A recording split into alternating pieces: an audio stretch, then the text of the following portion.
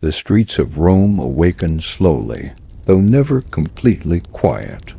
Footsteps echo against worn stone pavements, intermingled with the clatter of wagon wheels and the faint hammering from the blacksmith's forges tucked behind narrow alleys. You imagine yourself slipping past bustling market stalls, the scent of fresh bread mingling with the pungent tang of the Tiber, where fishmongers unload their daily catch. Amid this orchestration of sounds and smells, your attention is drawn to an unusual yet entirely ordinary scene: the public latrines, or foracae, where Romans of all classes gather not only to relieve themselves, but to converse, exchange news, and, surprisingly, debate politics. The latrines are long stone benches with holes, set side by side over channels of running water. Beneath your feet, water flows endlessly, carrying away waste to the sewers, a marvel of engineering you might not fully appreciate until you feel the odor, a mixture of disinfecting vinegar, damp stone, and the unmistakable human presence. Romans never rushed here. Unlike our modern, private, solitary bathrooms, the foracae are social spaces. You might overhear a baker discussing the rise of wheat prices, or a retired soldier boasting of campaigns long past. Even children occasionally tag along, their laughter bouncing off the marble walls. Conversation while defecating was commonplace, a reflection of communal life in a city that thrived on public interaction. If you lean closer, the textures of the environment become clearer. Your hand brushes against smooth stone, polished from centuries of use. Water trickles faintly beneath the seats, and the smell of olive oil soaps competes with the sharp tang of ammonia. Some Romans carry small sponges on sticks, dipped in salt water for cleaning, a practical solution that seems unusual by today's standards, but was perfectly ordinary then. You might even notice that the placement of seats reveals subtle hierarchies. Wealthier citizens sometimes have slightly more private spaces, though absolute privacy is almost non-existent.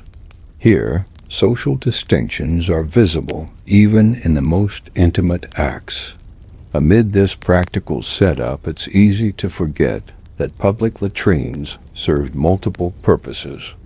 They are arenas for gossip, hubs of information, and occasionally stages for petty conflicts. The chatter is continuous. Vendors negotiate over prices.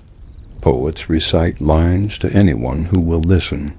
A merchant might complain about delivery delays from Ostia. Even sanitation workers, the unseen lifeblood of the city, move silently along the channels, scrubbing stones and maintaining the ceaseless flow of water. You sense the rhythm of life in Rome, structured, communal, and occasionally absurdly intimate. If you enjoy walking these forgotten alleys of history with me, remember to support RomeChronicle, for in these shared spaces, the daily heartbeat of Rome is most palpable. As you settle into the rhythm of the foracae, you notice how conversations ebb and flow with surprising intimacy.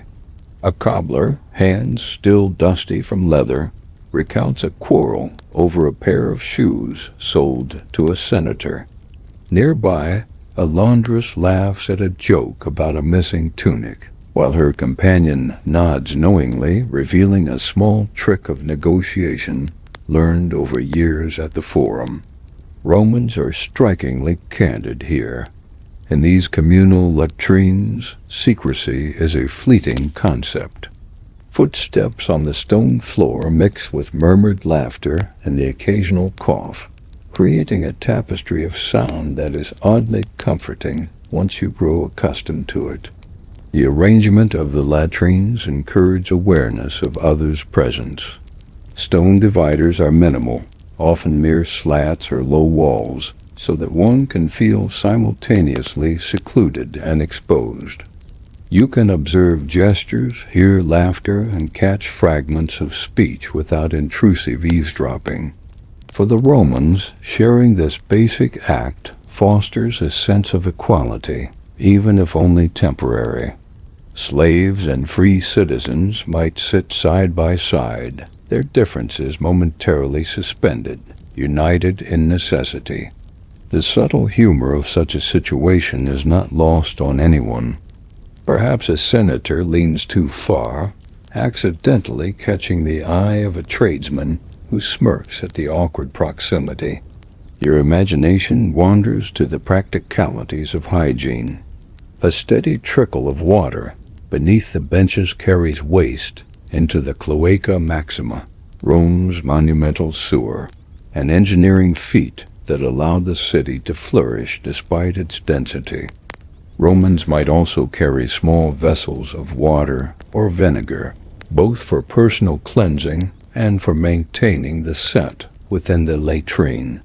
The odor is managed, never pleasant, but bearable, a reminder that comfort was relative in a bustling metropolis of 1,000,000 souls.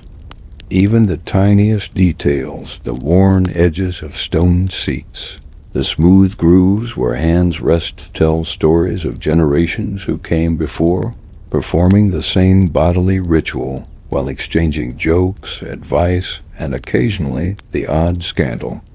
You imagine the social lessons embedded here. Beyond cleansing, the foyer are classrooms in miniature, offering insight into rhetoric, negotiation, and social etiquette.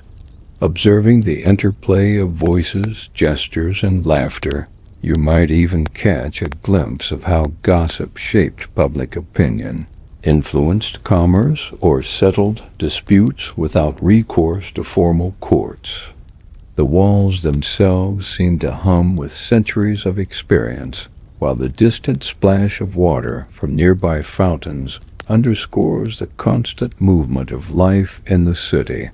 If you follow these echoes of history carefully, you realize that something as ordinary as a bathroom visit can reveal the very architecture of Roman society, its hierarchy, and its communal spirit. As the chatter continues, your attention is drawn to the peculiar intimacy of gestures. Some Romans carry small personal items, combs, writing tablets, even wax tablets to jot down brief notes. In a culture that prized literacy, even casual scribbles or shared jokes might appear in these most ordinary moments. A merchant might scribble a price negotiation while leaning slightly forward, the faint scratch of stylus on wax mingling with distant hammering from a blacksmith nearby. The hum of daily life is omnipresent, yet oddly rhythmic, like the heartbeat of the city itself. Footsteps on stone, water trickling beneath, the occasional distant shout from the market hall blend into a living, breathing mosaic of Roman routine. Food and commerce weave subtly into this setting. A vendor pauses mid-conversation to sample a morsel of bread or a piece of cured fish, offering a taste to a neighbor. These interactions, seemingly trivial, reveal how the Romans fused necessity with sociality. The act of defecation becomes an opportunity for trade, debate, and sometimes gentle ribbing. You imagine overhearing a baker criticizing a rival, a sourdough technique, or a cobbler mocking the stubbornness of a stubborn leather hide. Even in a space dedicated to nature's urgencies, the city's economy hums quietly around you. Children, too, are present, learning early that Rome's daily rituals are communal. Their small voices echo across stone benches, sometimes punctuated by giggles at a whispered joke from an elder. Parents keep a watchful eye, yet they participate in the conversation, sharing advice or humorous observations. This blending of generations, adults and children, slaves and citizens, demonstrates the fluidity of daily Roman life. Hierarchies remain, yet they soften in these communal spaces. The sense of shared human experience is palpable. Laughter, curiosity, embarrassment, and even the occasional sneeze all merge into a collective, intimate rhythm. Your mind lingers on the architectural genius behind these latrines. Water management, ventilation, and stone craftsmanship all converge to create a system that is at once practical and socially meaningful. Sloping floors direct water efficiently into sewers. Strategically placed openings allow air to circulate. Niches along the walls sometimes hold oil lamps, casting flickering light across the stone. The ambient noises, the distant clang of metal, murmured negotiations from street vendors, the low splash of fountain water create a living soundtrack. In this environment, the simple act of sitting on a stone bench becomes a meditation on Roman ingenuity, social cohesion, and the subtle humor of life's necessities. Even centuries later, you can almost hear the voices and footsteps, faintly echoing through the tunnels of time, reminding us that in Rome, nothing, not even defecation, was ever entirely private. The rhythm of conversation begins to ebb as some Romans finish their business, rising and patting down tunics, leaving behind faint traces of soap and the scent of vinegar.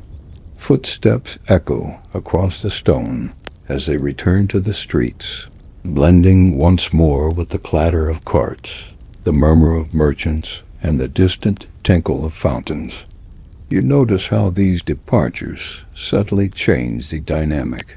Quieter moments allow for hushed whispers, private advice, or fleeting flirtations between familiar neighbors. Even here, in a place dictated by nature's urgencies, social nuance thrives. The ingenuity of Roman sanitation continues to impress. A continuous flow of water beneath the benches ensures that waste does not stagnate, carrying it efficiently toward the cloaca maxima. Maintenance workers, often unnoticed yet essential, scrape and wash the stones, their rhythmic motions punctuated by the occasional splash or scrape of tools. The city's collective life depends on them, much as it depends on bakers, cobblers, and merchants. Observing them, you sense that labor, however humble, shapes the pulse of Rome. Even the faint echo of a sponge rubbing against stone becomes part of this orchestration, a testament to meticulous practical engineering combined with human cooperation. You reflect on the humor and humanity embedded in such spaces. A senator leaning too far to whisper advice to a fellow citizen, a child mimicking the gestures of an adult, or a washerwoman teasing her neighbor about a forgotten tunic. Each moment reveals that Roman life, though ancient, shares the quirks, foibles, and communal bonds familiar even today. In these latrines, life is distilled to its essentials: conversation, hygiene, and the rhythms of daily existence, all unfolding in a tangible sensory environment. Even the faint odors, once overpowering, now feel like markers of authenticity, reminders that you are witnessing the city as it truly is, not through a sanitized lens of time. As you finally step away, returning to the crowded streets, the memory of shared laughter, whispered gossip, and clattering stone lingers. You imagine the millions who have sat here before, each leaving their trace, each participating in the communal pulse of Rome. The public latrines were more than mere facilities. They were microcosms of society, where social hierarchies, humor, commerce, and human connection intertwined seamlessly. If you have walked these ancient stone paths with me, absorbing the murmur of life and the ingenuity of civilization, remember that every footstep, every whispered conversation carries the story of Rome itself. The city endures not only in marble and stone, but in the intimate, shared experiences of its people, a tapestry of humanity, meticulously preserved in the echoes of history.